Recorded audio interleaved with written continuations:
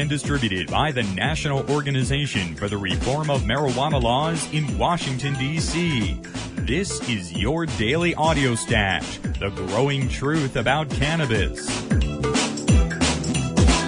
Welcome to the most popular audio podcast regarding marijuana in all of America and all the world, featuring interviews with scientists, politicians, doctors, prohibition policy activists, regular cannabis consumers, musicians, and NORML staff and NORML's board of directors, along with music and comedy no other podcast can offer.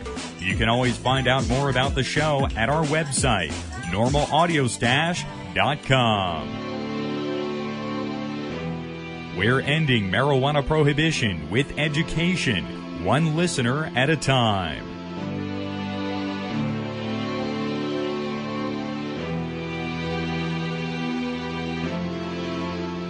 Welcome back to NORML's Daily Audio Stash. Today, it is Monday, September 17th. I'm your host, Chris Goldstein. Take a moment to join us at NORML to help end marijuana prohibition in America. We can do it. Just take a moment to visit NORML.org to make your donation or join NORML today. Folks, I was very empowered at the Boston Freedom Rally this weekend, and we have hours of great content to get to.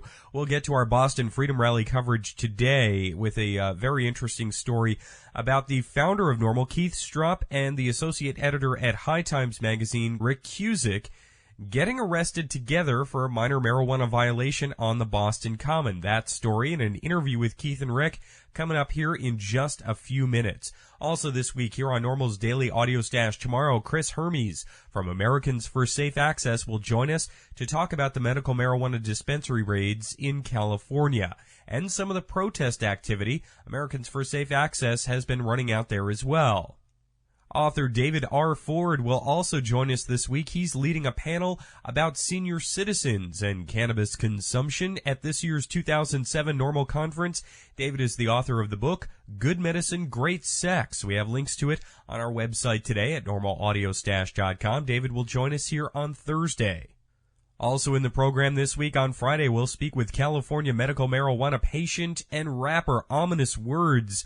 He's going to join us Friday. He's been here on the program before. He's got some new music coming out. He'll be our Friday artist showcase this week. And man, do we have a lot of great audio to get to from the Boston Freedom Rally. It really was a great experience to be up there on the Boston Common for this event. A lot of things happening up there. Let's start with our Boston Freedom Rally coverage right now. And then with Prohibition, all marijuana use became political. And so I say to you today, be political. Be political. Do exactly what you must. All marijuana use is resistance. It is resistance to the intolerable state of prohibition. All right, folks, time to get the set started. Introducing 3-Day Threshold.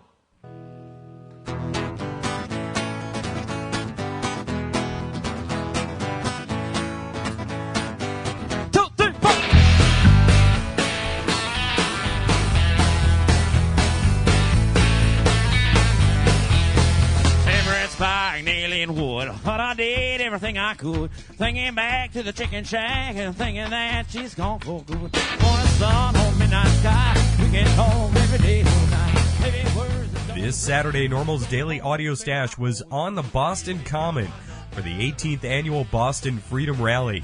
The night before, a rousing pre-event fundraiser and awards presentation was very well attended at the Bullfinch Yacht Club and featured the bands Herbal Nation, Tree, Graveyard Barbecue, and others. That was a warm-up for the main event on Saturday. Here's a little bit of Herbal Nation Friday night where the crowd reveled in the Freedom Rally spirit.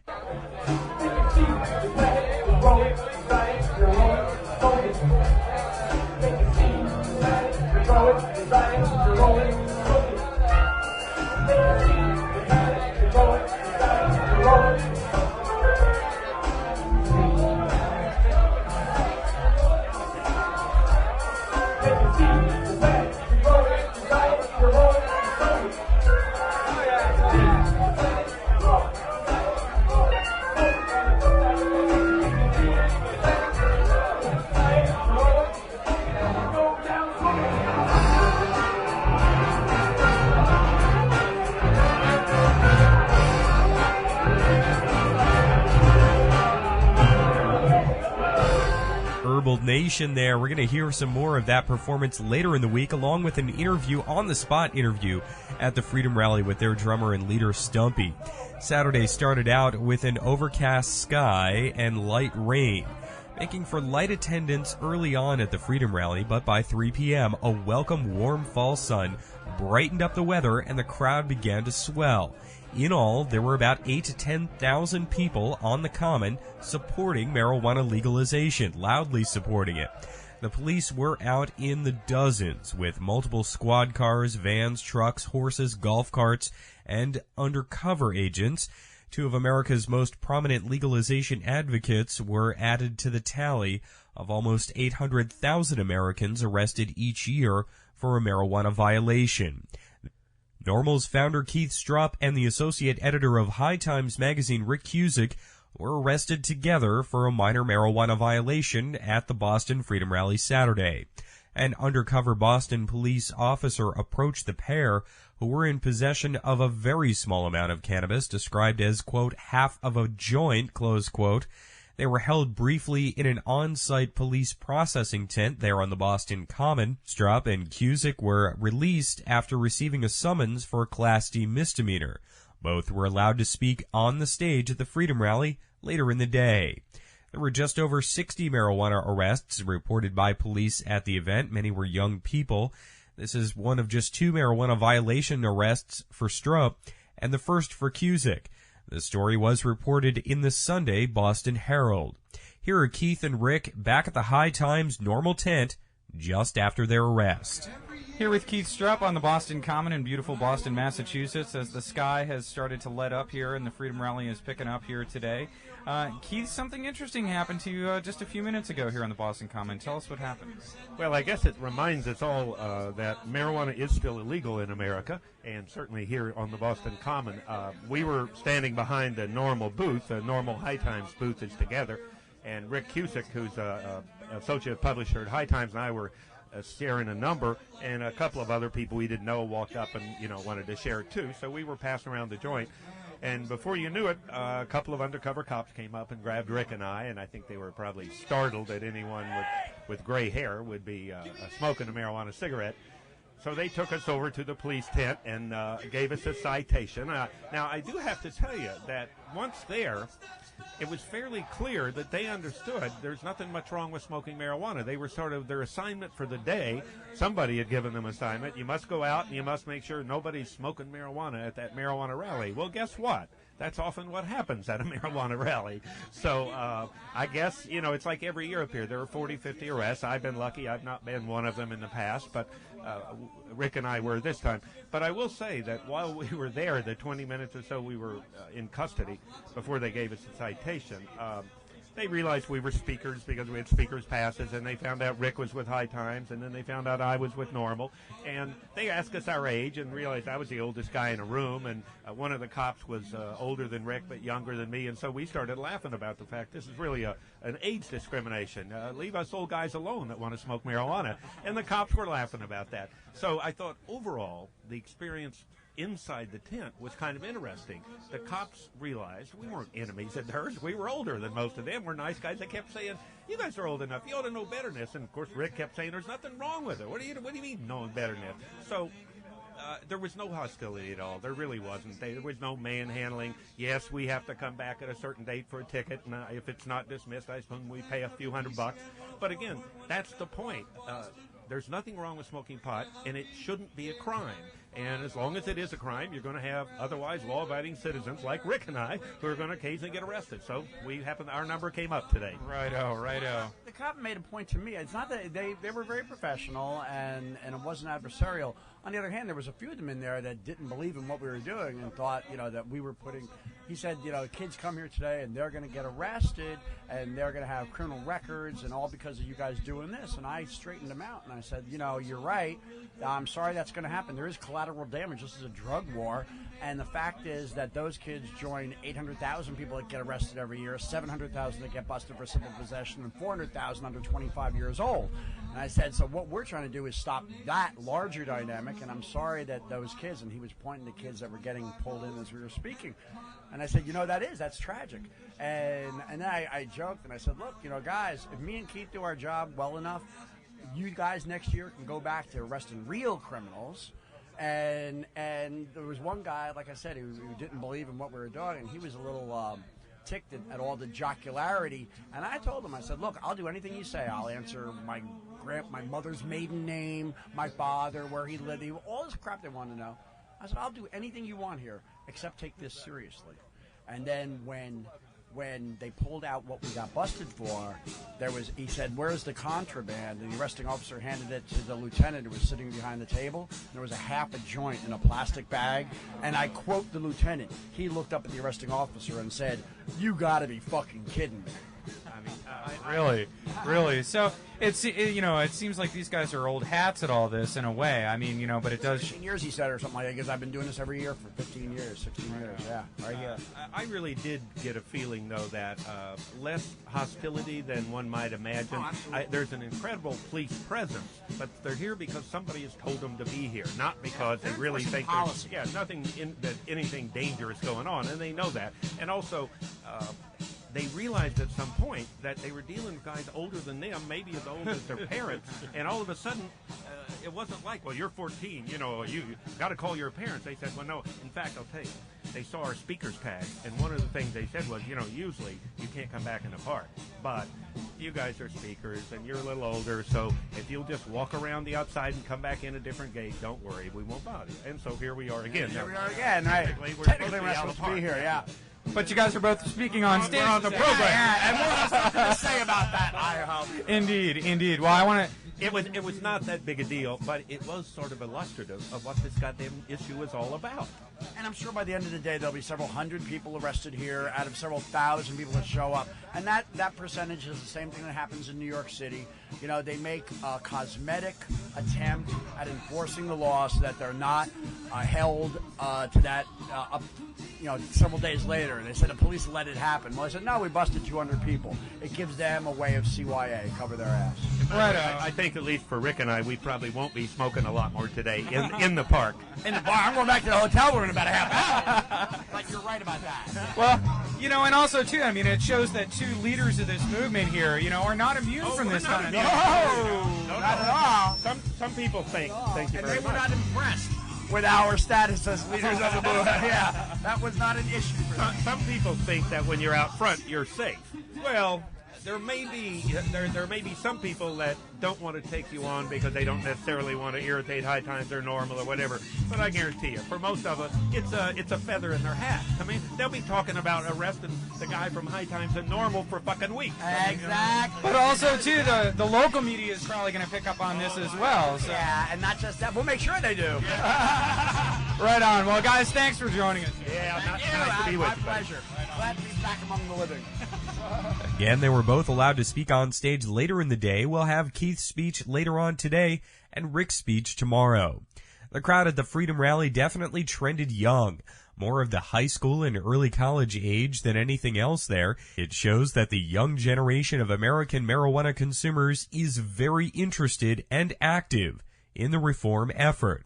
There were many high-energy local bands on stage for the Freedom Rally, including Township, Primary Others, Superpower, Road Steamer, Angeline, and Darkbuster. We're going to have music from Boston all week long, right here on the Audio Stash. The best part of the rally for me was meeting a lot of the people who have appeared here on the Audio Stash as guests in telephone interviews in person.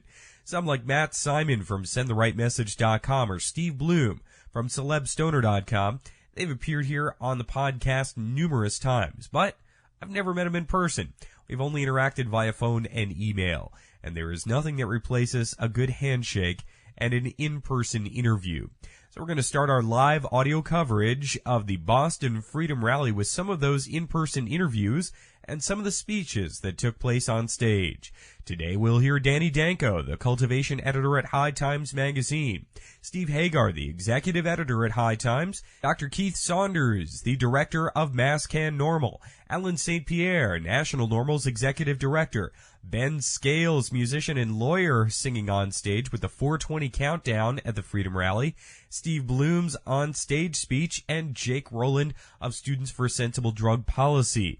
We have hours and hours of content from the Freedom Rally, both speeches, music, and interviews. Some of it will be posted on the NORML Events podcast. You can find out more about that at norml.org/podcast.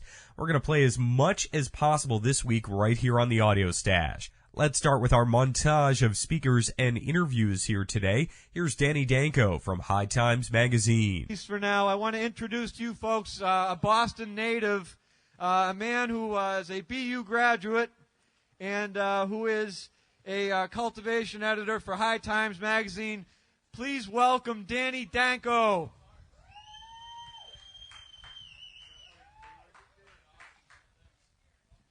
Hey, what's up, Boston?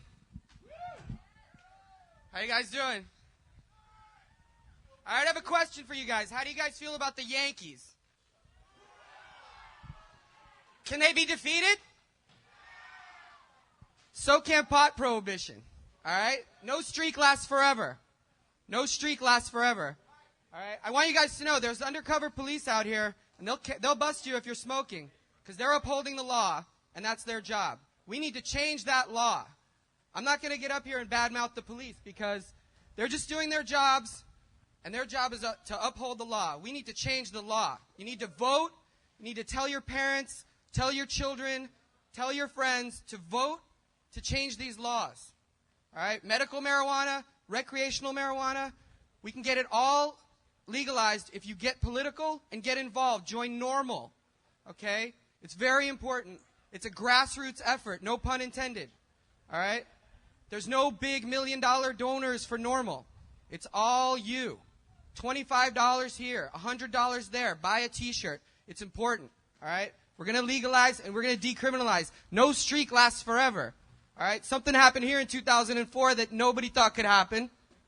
And the same thing can happen with pot prohibition. Okay? It's outdated, old law. And we want the police out here to know, the undercovers, the uniforms, everybody, we're not against you. We're happy that you protect us, but just protect us. Protect us from criminals. We're not the criminals. We're just peaceful pot smokers. Okay? That's what we are. That's what we are. We're peaceful pot smokers. We want you out there getting the rapists and the murderers and the child molesters off the streets. Okay? So we can smoke pot in peace. That's what we want. Okay? We're peace-loving people. We just want to sit at home, play video games, things like that. We're no threat to society. Okay? We are not a threat to social order. We just want to legalize pot. It's really simple. You know, some people like to drink booze. Some people like to smoke cigarettes. We like to smoke pot.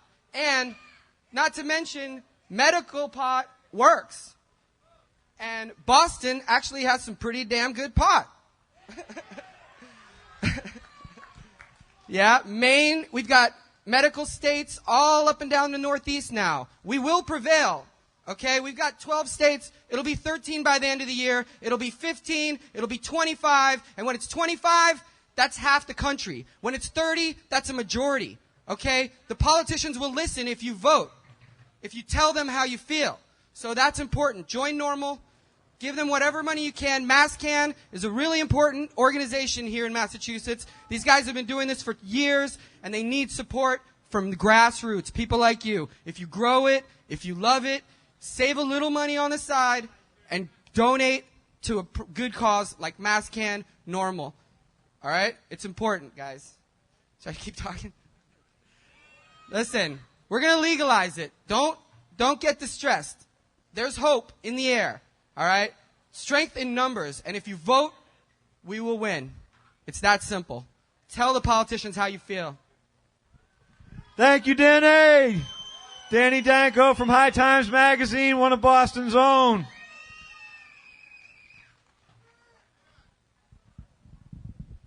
Every year since 2001, I've been flying out to Seattle for their Hemp Fest. Seattle Hemp Fest is the largest annual assembly of marijuana reform supporters that this world has ever seen.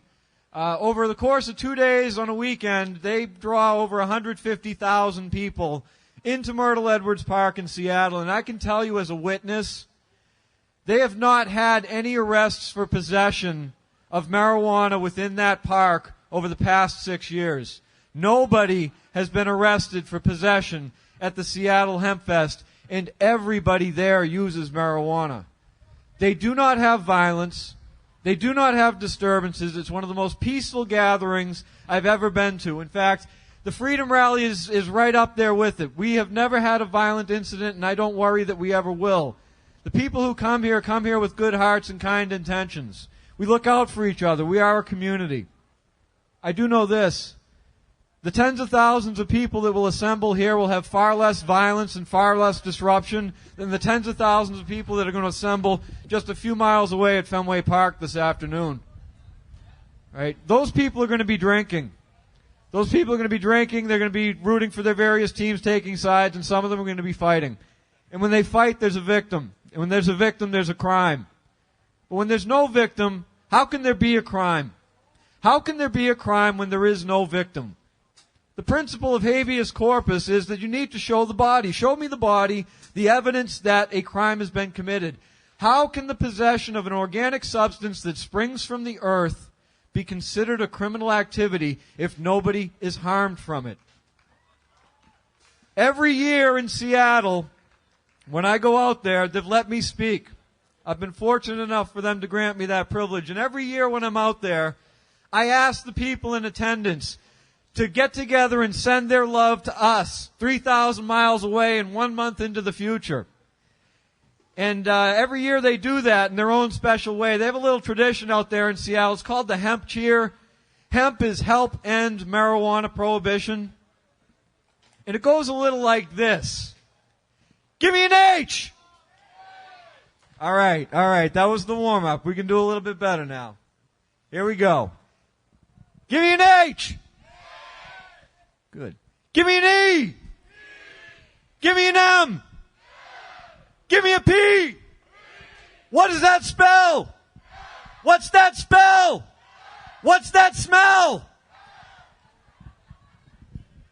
I'm sure they heard you out there, or at least they heard what you intended. The next speaker is one of our co-sponsors of this event. He is the editor-in-chief of High Times magazine. Last night I had the pleasure of giving him a Lifetime Achievement Award in recognition for all the work that he has done on behalf of marijuana users over the past several decades. So please give a warm welcome to Mr. Stephen Hager. Thanks a lot. It's a pleasure to be back here. It's been 7 years since I've been at this rally. I've been kind of busy at home raising a family. 20 years ago, I created an event in Amsterdam where the world's finest growers and breeders could get together, bring their finest flowers that they grew that year, and enter them into a competition so some judges could select the world's greatest marijuana. We have that festival, that ceremony, every Thanksgiving, and the 20th one is coming up this Thanksgiving. We're looking for some judges. Does anybody think they can judge the world's greatest marijuana? Well, listen, go to hightimes.com and follow the links to the Cannabis Cup if you want to get a trip to a place where cannabis is legal to consume. It's the only place on the face of the earth where we can have this ceremony. But someday we're going to have a ceremony like that right here on Boston Common. And that's what we're here to fight for. 19 years ago, I started a group called the Freedom Fighters. And we tried to bring rallies and demonstrations back because they disappeared after the 60s. And we were very successful in doing that. And the leader of the Massachusetts chapter of the Freedom Fighters was Linda Noel, who's here today, and she's the founder of the Boston Freedom Rally. So let's have a hand for Linda Noel. I want to encourage everybody to go to the High Times booth. We're right over there. Check us out. I got a couple of copies of my book, The Octopus Conspiracy. You can read about it at octopusconspiracy.com. The sad truth is they've been manipulating war and revolution for profit for hundreds of years, people. This is nothing new. We've been hoodwinked for hundreds of years to thinking that war was a necessary thing. It is not necessary. It is only necessary because the multinational corporations make 20 times the profit they do during peace. And that's why we have war. That's the only reason we have war, is so they can make money on it. It's a scam, people. So check out Octopus Conspiracy. Find out what's really going on and how we can stop this cycle of violence that they keep perpetuating on our people. I want to thank everybody for coming out. Have a great day. It looks like the blue sky is starting to come through. Looks like we're going to get ourselves some fine weather for 420. But before we get there, we still have another group of speakers added to our lineup. I'd like to introduce to you one of the founding fathers, amongst the founding fathers of the marijuana policy reform movement. This movement goes back to a day in August of 1964 when Lowell Eggmeyer walked into a San Francisco police station, lit up a joint, and demanded to be arrested. His lawyer started a marijuana policy reform group. That group evolved into another group, and then over in Washington, D.C., the gentleman I'm about to introduce to you started a Ralph Nader-type model of cannabis consumer advocacy, the National Organization for the Reform of Marijuana Laws. It gives me great pleasure, and please give him all your love, the founder of the National Organization for the Reform of Marijuana Laws, Mr. Keith Stroop. Thank you, friend. Hello, friends. I smoke pot, and I like it a lot. I'm a 63-year-old lawyer. I first smoked marijuana 42 years ago when I was a freshman at Georgetown Law School in 1965 in Washington, D.C. I've been a regular smoker ever since, and I'm here to tell you there's absolutely nothing wrong with the responsible use of marijuana, and it should be of no interest or concern to the government. There's nothing wrong with smoking pot. It is time we stopped arresting, and that's on my mind today because it happened to me a little earlier out there. It is time we stopped arresting and started respecting responsible marijuana smokers. As Keith Saunders said, my name is Keith Stroop. I'm delighted to be here with you. I founded NORML back in 1970 when I was a young lawyer, and I'm currently serving as legal counsel. I trust you're familiar with NORML, but if you don't, I'll give you briefly a summary of what we stand for, and our booth is just back there next to the High Times booth. Please stop in and say hello. NORML supports the elimination of all penalties for the personal possession and use of marijuana by adults. Period. No penalty. It's none of the government's business. And it shouldn't matter whether you smoke it for medical use, personal pleasure, religious use, or whatever other reason. It's basically protected under your right to privacy. Secondly, we think consumers absolutely have the right to continue to grow their own marijuana. So if we don't like the marijuana that they're providing us, we'll simply continue to grow our own. And thirdly, I do want a legally regulated market. I want a place where consumers can go buy good quality marijuana in a safe and secure environment. That's generally called legalization, and we favor it. Just as we learned with alcohol prohibition, it's only when you do away with the black market can you do away with the violence associated with the black market. So we need to legalize marijuana. Now, what do we do today? Well, it is time for smokers to get up, stand up, light up, and let the world know how you feel. It is true that marijuana improves one's taste of food. It improves our appreciation of music and our appreciation of good sex, and those are not bad things. But more importantly, for a lot of us, it allows us a better perspective on the world. We're able to stand back and evaluate what happened that day or how we're dealing with our family or our friends. We need to develop the culture to say out loud that in the right setting, marijuana smoking can be a very helpful and positive experience. Now, just as gays and lesbians learned over the last 20 or 30 years, they didn't win their rights until they had the courage in large numbers to come out of the closet. And that's what we have to do.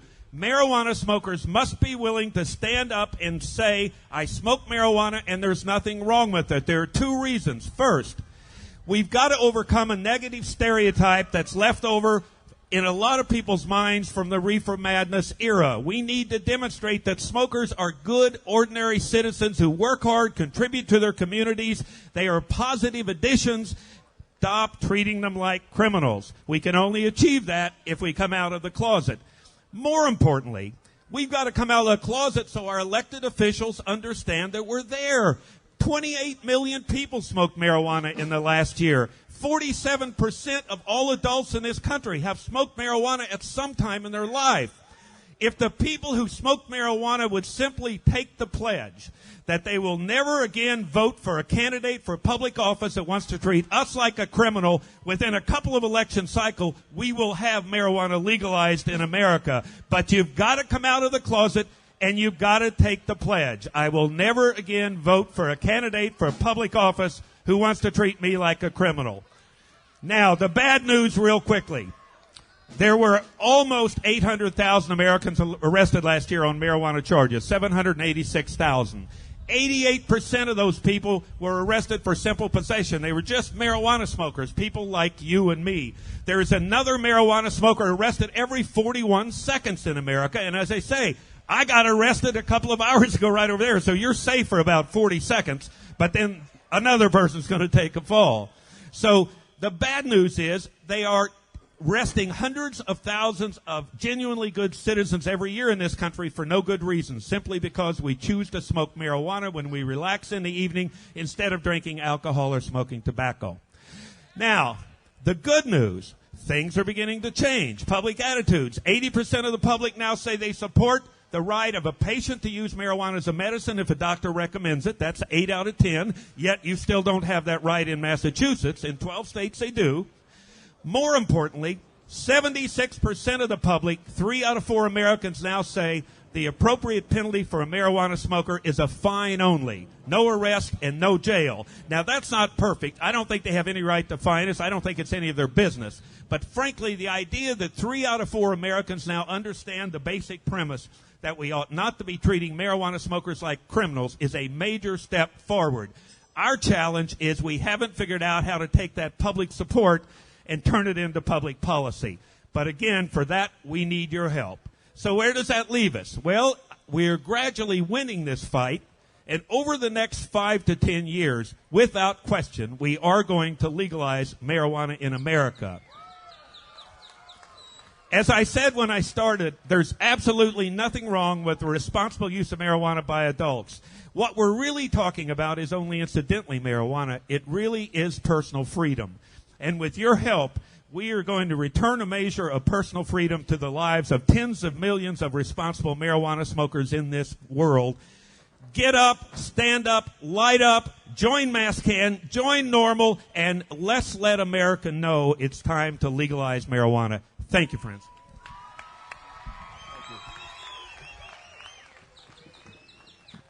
Hey, let's hear it for Keith Straub.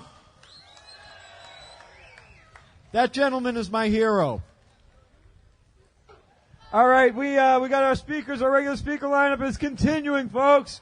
I'm about to bring up the next person on our speaker lineup is Mr. Steve Bloom, a longtime journalist, has written for High Times, has written for his blog, Blooming Ideas, and he's been a longtime friend of MassCan and of the marijuana policy reform movement.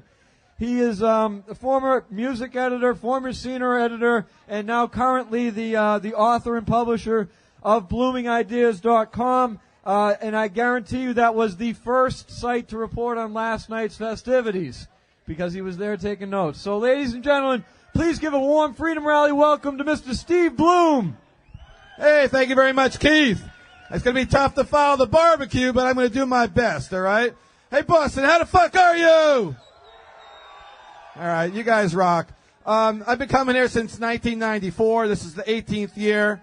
The event gets bigger, it gets smaller, it gets bigger, it gets smaller. It doesn't matter because we're here, and that's all that matters. Because we're the most important people right here, right now in Boston. Because we're the people who care. We're the people who came out today because we want to change the laws. Because we want to legalize weed in America, right? We want to legalize weed in Boston, right? All right, let me hear you give me a good hemp hooray. Hemp hooray! Hemp hooray! Okay, follow me. I'll do hemp hooray, then you go. Hemp hooray! Hemp hooray! One more time. Hemp hooray! You guys are the best. I'm the former editor of High Times. I worked for High Times for almost 15, 20 years. Go to the High Times booth, hang out, and pick up some magazines. I'm doing some new stuff now. I have a website called celebstoner.com. All right, that's a cool site. It's a marijuana news site. Focuses on celebrities and drugs. So come to the site, check it out. I'd really appreciate it. I also have a book coming out called Pot Culture, so I'm really excited about that. Come out and buy my book when it comes out. And I'm just out there, trying to do what everybody else here is doing as the activist, trying to change the laws. I'm following the news every day, and what blows me away is what's going on in, say, California, where they have hundreds of dispensaries that make weed available to medical patients, yet the federal government keeps coming in and shutting down the dispensaries. That's not right. They take the weed away from people in wheelchairs, people in need. That's not right.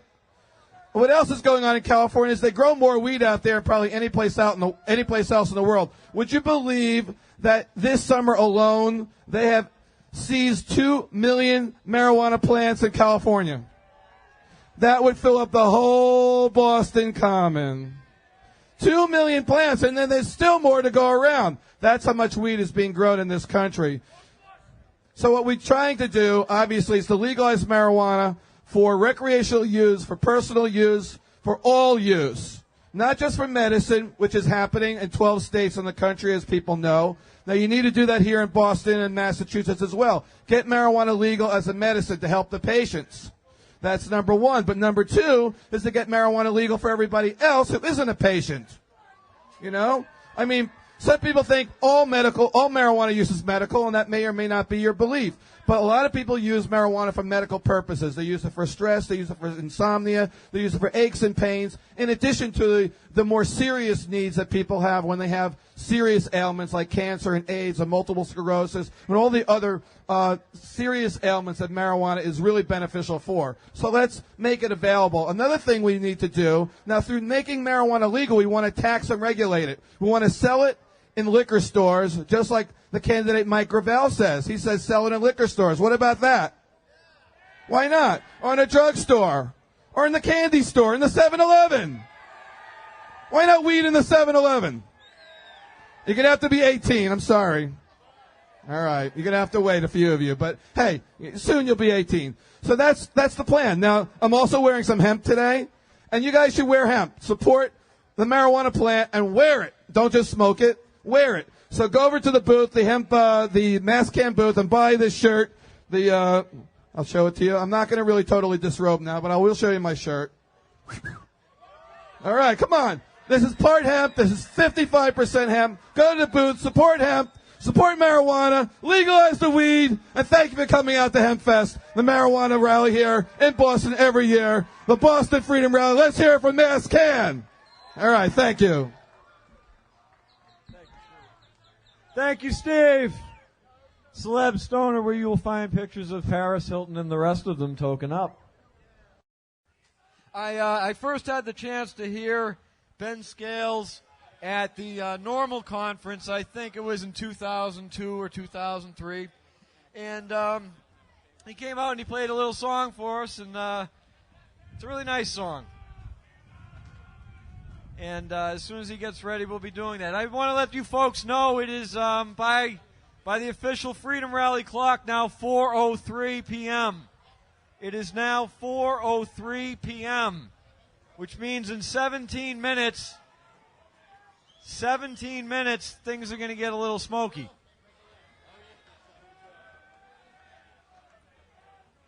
trying to keep everything on schedule. We seem to be doing pretty good so far. We're going to have a few other speakers coming up here in the interim.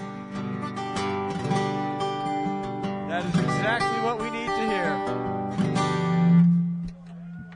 Is this the mic stand? Am I going to see? I think that's not going to work. They swapped the cord out. If I could get them, can I get a stand down there? There we go. Cool.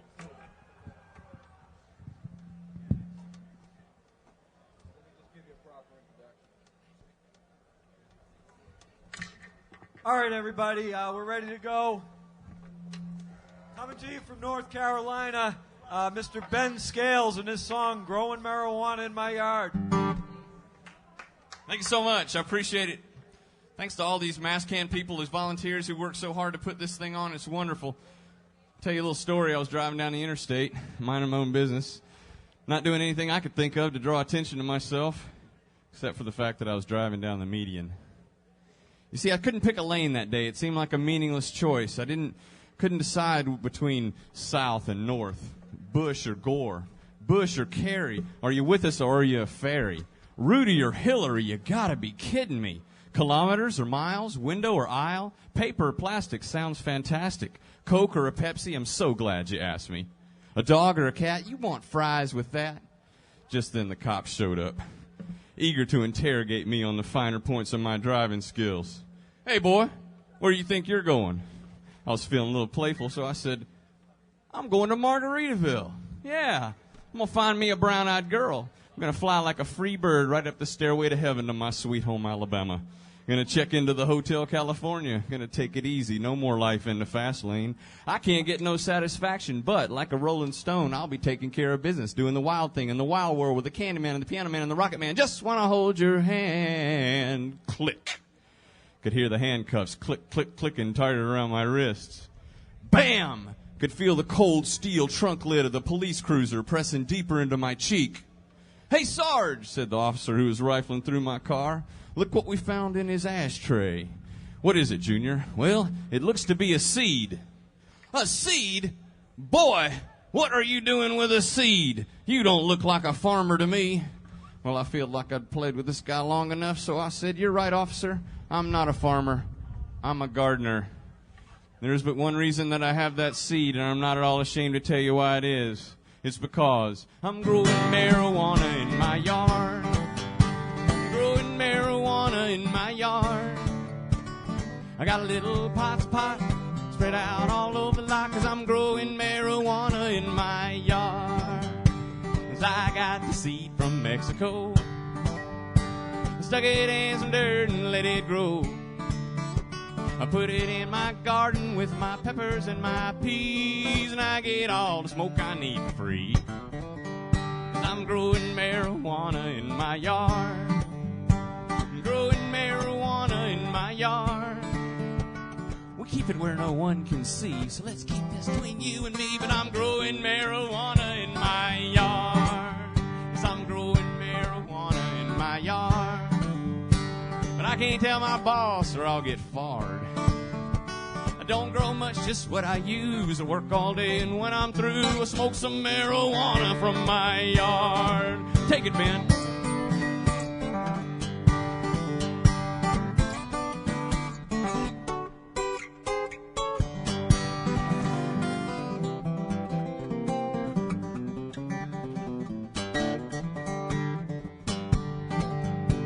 Policeman wants to talk to me. He says, how you gonna smoke up all that weed? He says, money's what you're in it for. Don't you know we're in a war? Now I'm gonna haul your ass downtown with me. And I said, hey man, what is it to you?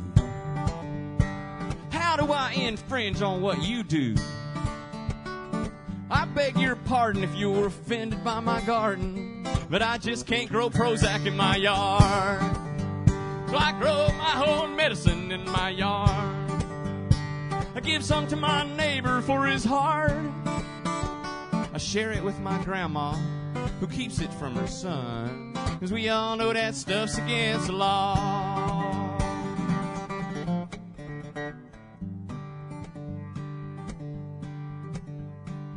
Now there's nothing growing in my yard.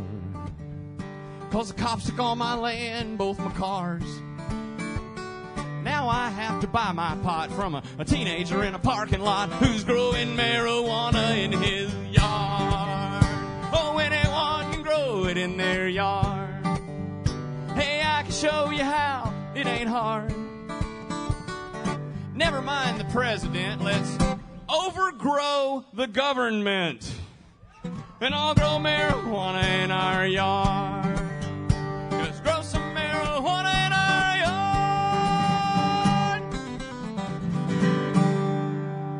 yard. Thank you for having the courage to be free. That was our montage of speakers and interviews for today's Audio Stash. We're going to have more interviews, speeches, and music from the Boston Freedom Rally this weekend, all this week here on NORML's Daily Audio Stash. We'll be posting about 5 hours of content at the NORML Events Podcast. You can find out more about that at norml.org/podcast. Make sure to tune in every day here to your first source for marijuana news, information, and entertainment. NORML's Daily Audio Stash. See you tomorrow at 4:20. You're listening to NORML's Daily Audio Stash. The podcasting technology of NORML is made possible by Red Aphid Interactive Media. More information at redaphid.com.